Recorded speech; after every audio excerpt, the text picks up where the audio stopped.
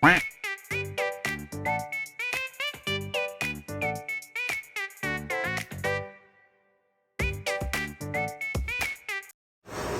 nandito na yung actual na setup ko.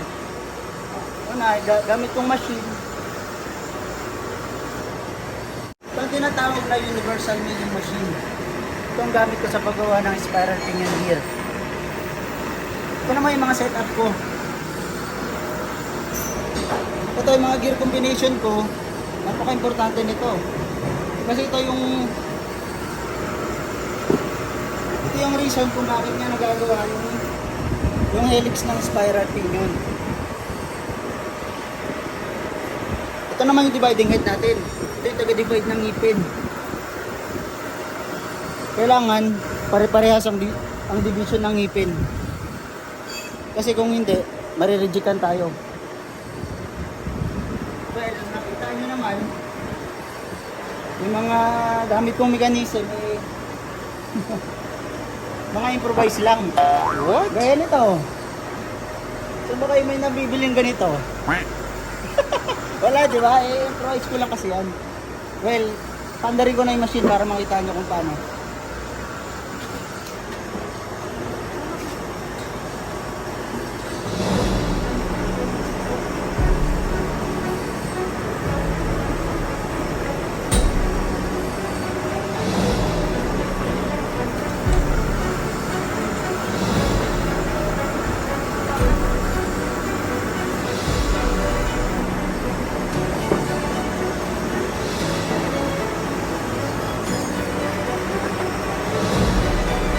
Purpose nito. Matigas kasi yung bakal na ginagamit natin sa mga gear. Kaya kailangan may coolant tayo para hindi masira yung cutter na gagamitin natin. Ang coolant natin, tubig lang yan guys. Halo lang talagang cutting oil para hindi kalawangin. Siyempre bakal, pag nabasa ng tubig kakalawangin. Kaya kailangan may halong cutting oil.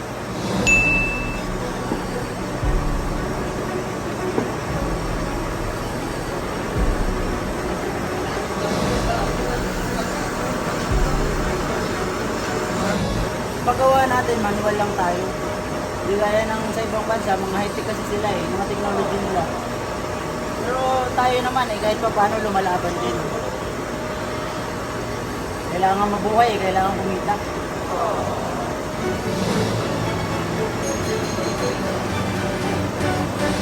Sa ganito kalaki ng gear, naabot ako ng 1 week bago ko matapos. Hindi gaya nga nung sa ibang bansa, di ba? Yung mga mechanism nila doon, mga high-tech, kaya nilang tapusin ng isang araw. Pero dito sa atin, mga 1 linggo. Napakalayo ng agwat ng technology natin sa kanila.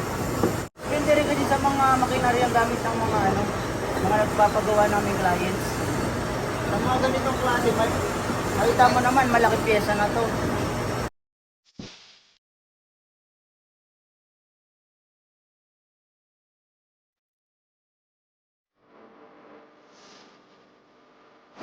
Ito naman ito yung pinakamalaking gear na kayang gawin ng machine na to. Kaya niyang magsalang ng mas malaki pa. Dito naman kasi, dahil gano'n naman siguro kalaki gagawin ko ng paraan. Kasi ito yung trabaho ko Ano talaga sa setup? Kertehan na lang.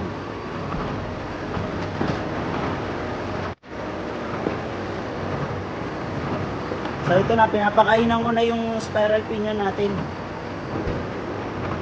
So makikita nyo naman, medyo malapit-lapit na rin tayo sa finishing. Kung makikita nyo yung sample, forma ng ngipin niya naman malapit-lapit na tayo. Ganito lang ang paggawa ng spiral pinion. Unti-unti lang. Lalo na kung ganito kalaki, medyo malalaki ang ngipin. Hindi kaya ng cutter natin na kung bibiglayin natin ang pasada.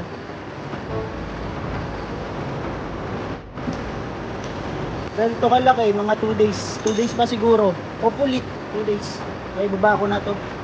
Mapipinish ko na to.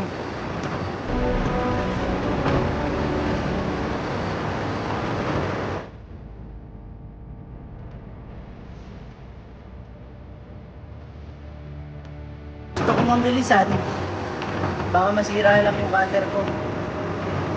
Medyo na yung nag-iingat na rin.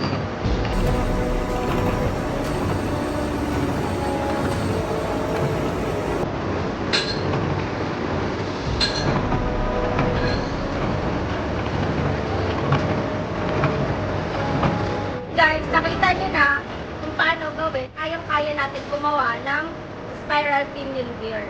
Dito lang yan sa Charles Machine Shop.